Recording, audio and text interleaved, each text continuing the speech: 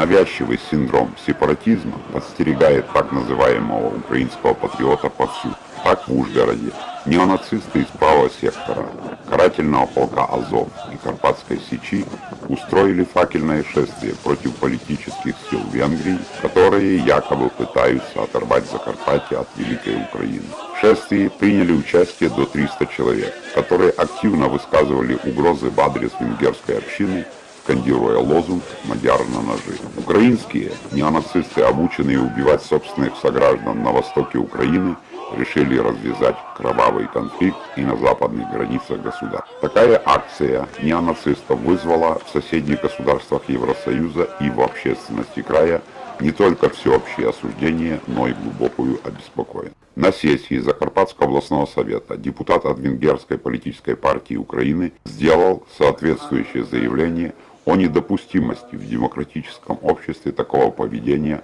со стороны украинских националистов. Иосиф Барта, выступая на сессии облсовета, заявил о том, что венгры Закарпатья воспринимают происходящие действия таковыми, что направлены на запугивание венгерского национального меньшинства Закарпатья украинскими националистами и имеют целью раздувания межнациональной розни в регионе, что является нарушением закона Украины и ее международных обязательств по защите прав национальных меньшин. Даже глава областной государственной администрации Геннадий Москаль, боясь потерять коалиционного союзника, депутатов венгерской партии КМКС, заявил о недопустимости такого поведения украинскими неонацистами в Закарпатье и обратился к присутствующему на сессии прокурору Закарпатской области с требованием дать правовую оценку происходящим событиям на предмет уголовного преслідування. Заява обласної державної адміністрації в неділю 13 березня під час смолоскипної ходи по вулицях Ужгорода,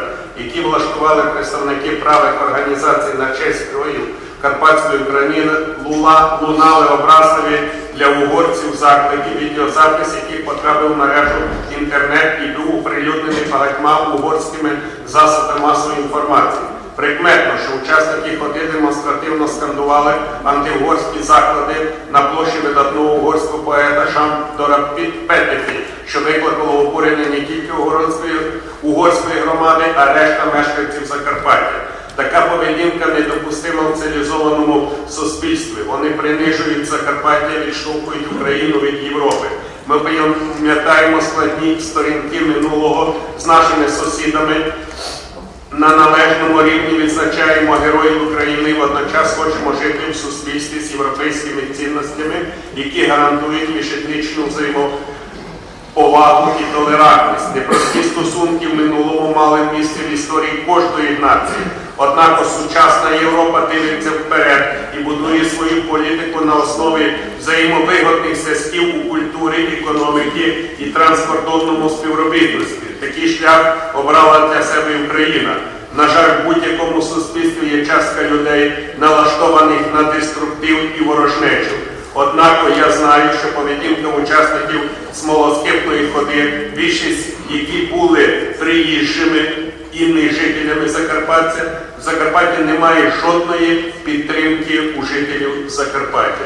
Володимир Михайлович, я прошу, це опубліковано сьогодні в засобах масової інформації, порахувати як заяву про вчинення кримінального правопорушення і внести до єдиного реєстру кримінальних розслідувань. Я зрозумів, передати інформацію по цьому факту, почати досудове розслідування.